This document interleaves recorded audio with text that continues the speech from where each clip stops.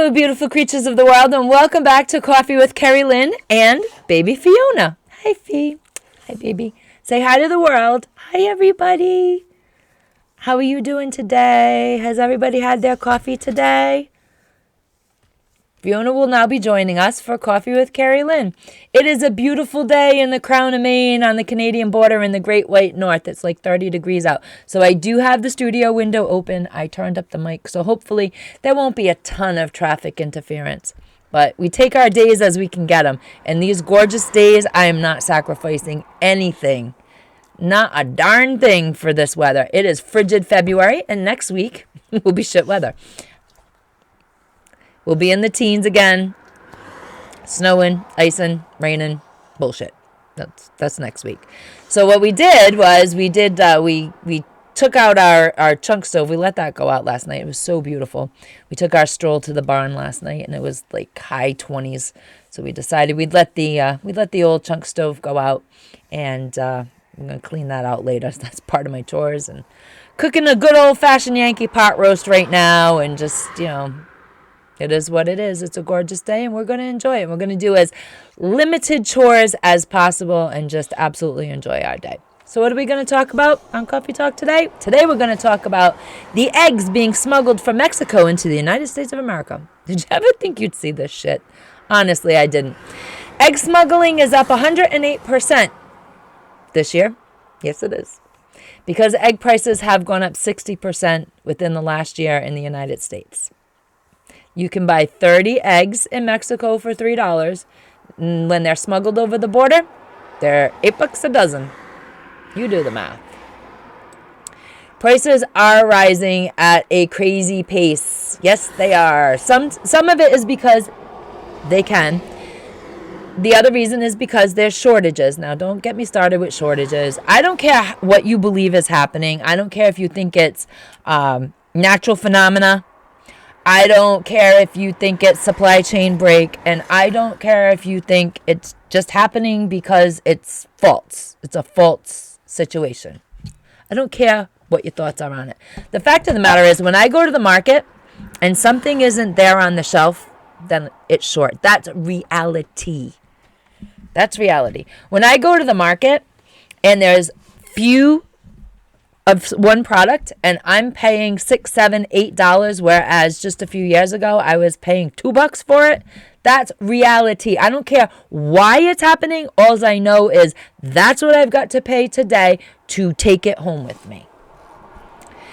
A part of the problem is as one commodity goes up, so goes the rest of it. As I say, shit rolls downhill. So if feed goes up, all the meat at the store goes up, all the eggs at the store goes up, all the dairy at the store goes up. If sugar goes up, your baked goods go up, your junk food goes up, and so on and so forth. And that's how it goes. That's reality. That's reality. I don't care why it's happening. All I know is it is happening. So for me, the why is passé. I do not care why. I know it's happening. If I want to take those eggs home today, I'm going to pay $5 for them. And that's all I need to know. One of the biggest reasons why things climb so high and go up and we're defenseless against it is because we are a consumer-driven society and our households no longer provide for ourselves. There used to be a time not too long ago in this country. I'm 52 years old next week.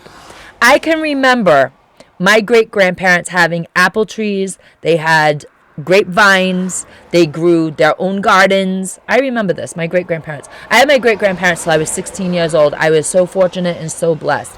And after they passed, my grandparents, my grandmother, moved from the house that her and my grandfather bought. They had a tenement, and they allowed, family and children to live there.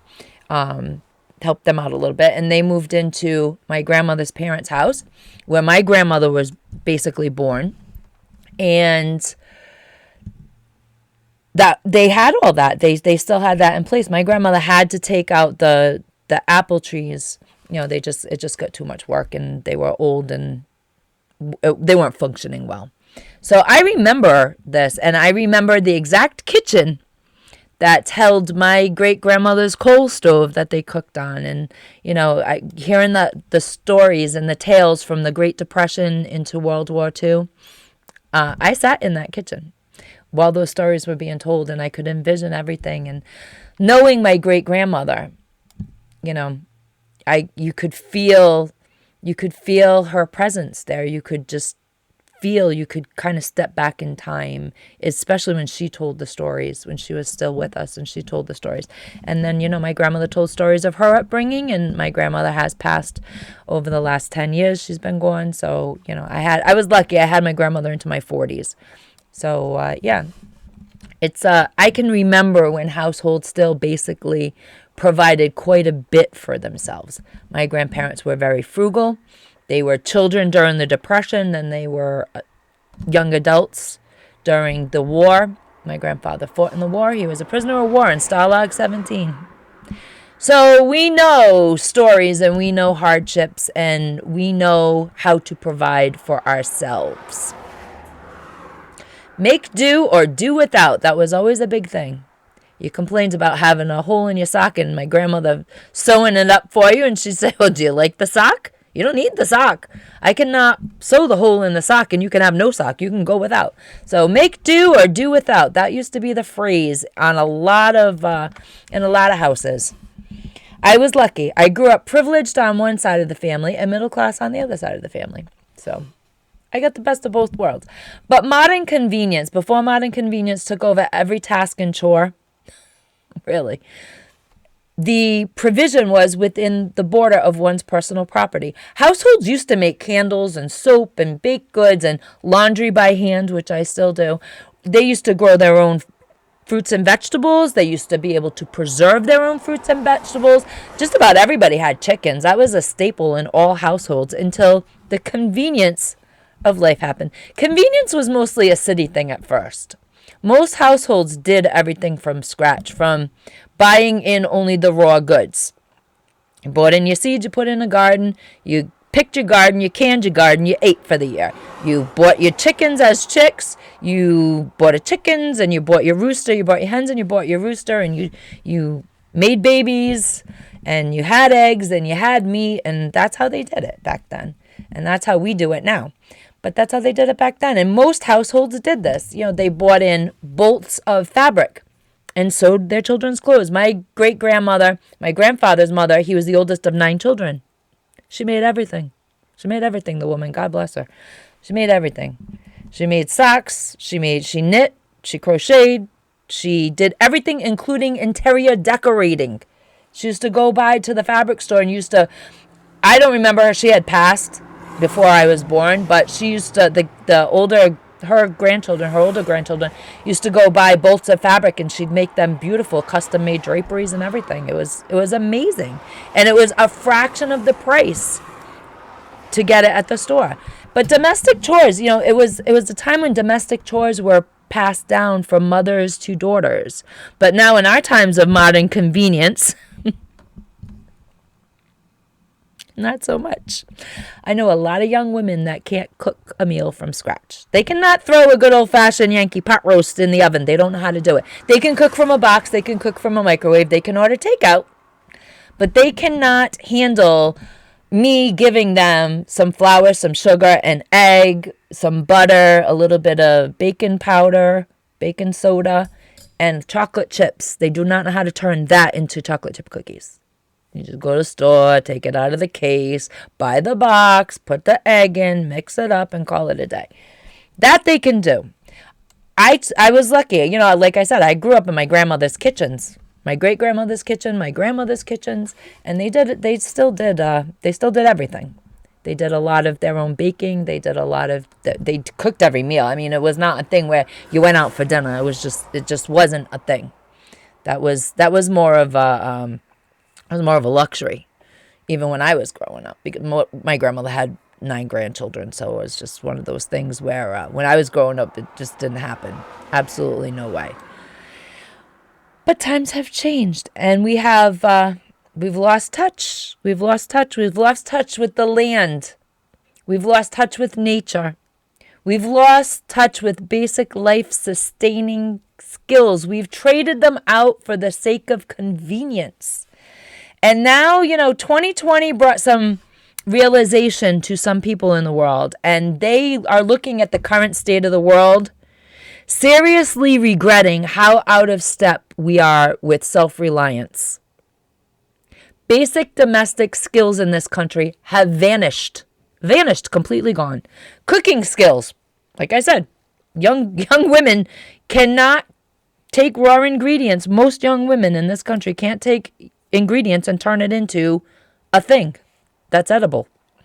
They just don't know how to do it. They spend more time on this ridiculousness than they do with a cookbook in front of their face. People don't know how to clean their house without going to the store and buying cleaning products. Good old-fashioned water and vinegar. That'll do just about everything that you need to get done in your home, and it's healthier for you. But hey, what do I know? I'm just an old woman running a homestead in the middle of nowhere at the end of the United States, at the top of the world in the crown of Maine. I don't know much. Very few people can provide warmth for themselves. Try to get some of these young kids out here to chop your wood. You're in for a surprise. Three cuts and they're done. Oh, so exhausting. Well, we're out there cutting for hours. They can't even do it for 5 minutes. Hello, baby Fee. How are you? She heard some of the traffic go by. Things like gardening. Many people can't do it. Things like preserving, canning. People can't do it. Knitting. Hats, socks, mittens, scarves, gloves. They can't keep their own selves warm. An Afghan. Quilting. All these things that were once domestic chore have become hobbies and art forms now. It's insane. But, people don't want to learn because it's easier to go to Walmart and buy the thing. It's easier to go to the market and pick up the little bag of salad instead of growing a salad in your yard. And because of that, you can be charged anything they want to charge you, and there's not a damn thing you can do about the price rise. You do not even provide yourself the most fundamental aspect of life, and that is food. Most households do not provide themselves food. Chickens, easiest thing in the world to handle. You keep the coop clean, you keep them fed, you keep them watered, they do all the rest. It's not hard. Every day they produce you a little protein nugget. In tight times, they become a meat source. They're dual purpose. Get yourself a good dual purpose bird if you can get birds at all. Some people can't, but those that can, get yourself a good dual purpose bird. We like the reds. We like Orpingtons. I love my Orpingtons. I'm not so happy with the olive eggers, but whatever. The Americunas are good. Americana, whatever way you want to say it. Those are pretty good birds. But we go for mostly the dual purpose. Rhode Island Reds and Orpingtons, they're dual purpose. Orpingtons are great mamas too. But you need to start providing yourself with the basic fundamental skill of food. It's absolutely insane to me that people do not know how to garden. And gardening's not easy. Some years are bountiful years and other years are big fails. But the market's going to charge you what they want. When you rely on somebody else for something as basic as food, they're going to charge you what they want. And they don't care if you can afford it, and you can just simply go without it for all they care. We live in rural ag country, so we do have a rapport with the farmers. And, our farmers, they do care about the local community and people struggling and things like that. But if you're in the city, nobody cares that you can't eat.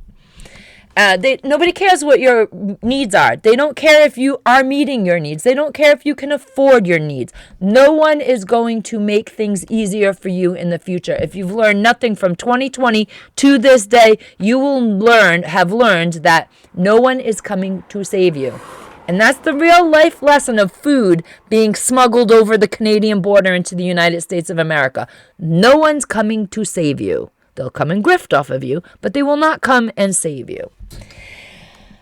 I never thought I'd see this in my 52 years, this nonsense, this bullshit that's going on in the world. I never thought I'd see anything like what is going on in the world stage right now. And I think we do need to take a step back from the modern world of convenience and get back in touch with nature and her cycle. You know, there's a rhythm in nature that the human body has not forgotten. And there's a rhythm that is threaded itself through every aspect of your life. If you live your life the old way, you can feel that rhythm. Go outside, stick your hands in some dirt. You're not feeling so good? Put your hands in the dirt. You will notice that sitting in nature, get rid of the phone, shut everything down, shut the modern convenience down, shut the modern world out. Sitting in nature. Now, if you're lucky enough, you can find a little stream or something to sit nearby. Sit in nature, turn all your electronics off, and suddenly touch the grass with your bare hands, you know? And suddenly you will start feeling better. This is scientifically proven. This isn't just, crazy bullshit. This is scientifically proven. The burdens you feel will start to lift. You'll start to be happier. You'll start to think more clearly. You'll realize that a lot of nonsense in life is nonsense that you created in your modern atmosphere, because you won't shut off the electronics, and most of it's that. Life doesn't end. Life keeps going on and on and on. Everybody on Facebook complaining. I bitch on YouTube. It's what I like to do. I like to complain, but I like to complain to everybody in the world. So if you're watching it, thanks for listening. But most people have learned nothing in the past 3 years, and they're truly about to be shocked at what's going to come at them within the next 6 months. Very near future. There's going to be shit coming at us like we've only heard of in stories of the Great Depression and World War II. So it's time to start thinking. This is an exercise in free thought, in critical thinking. I love to do exercises in critical thinking. So it's time to start thinking about how dependent you are on the supplies at the store. Do an experiment. Here's a good one. See what you can live without for a week at the store. Just see. Try. See. What can you live without for a week? Then move it up to what can you live without for a month? What do you buy that is so unnecessary that you don't have to buy but can realize that you can live with? That's what I want you to try. I want you to try doing things from scratch in your own home. Because one day, shortly, I do believe it shortly, you're going to have to learn how to make a loaf of bread. Bread. $4 at the store. Bread. It's insanity. It's absolute insanity. Buy the flour. Buy the eggs. Buy the yeast. Make a loaf of bread. It's really not that hard. Get a cookbook. Don't rely on the internet. Get a cookbook. Get a good, solid, sturdy cookbook. Learn something. Learn something new every day. That's my motto. I love doing that. I've always had these wild, wacky mottos, and one of them is learn something new every day. And I really do try to learn one new thing every day, whether it's from reading a book or from experimenting with stuff. You learn when you try to get back to the rhythm of the old way, you will learn things like confidence. You will learn pride. Oh my God, I did something and it was good. You will have such a good feeling about yourself that some of this dead weight, some of this burdens on you will be lifted, because you will understand that you can survive by providing certain things for yourself, by doing certain things for yourself. There's something I always tell himself. I will never go hungry. And I will never go cold, because I will go out there and I do my own bird meeting. Some people don't like the S word. But I do all that. I do from start to finish. I dress my birds, and I do my own wood chopping. I don't need people hauling my wood in. If I run out during the day, I'm sure shit not going to sit here and freeze.